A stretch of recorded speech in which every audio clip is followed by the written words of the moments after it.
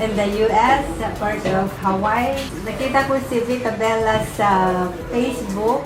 For my grand opening today, masaya. Siyempre kasi madami customers na dumating and nakaka-enjoy siya to interact with different kinds of person, ganyan, to serve what they need. Like, nagsaserve ka ng Vita Bella props and milk teas to them. Ang pinaka-nagustuhan ko sa in-offer na product ni Vita Bella is hindi lang siya basta milk tea.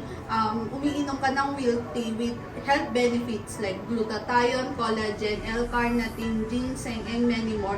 So, syempre, nowadays, milk tea is parang madalas na inumin na siya. So, hindi ka lang umiinom ng basta milk tea, umiinom ka ng healthy drinks na milk tea with Vita Bella, glutathione, and collagens.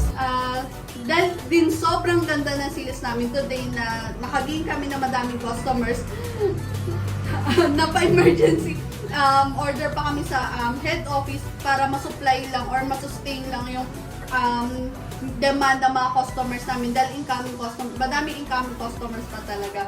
So, good thing din yun ngayong grand opening namin.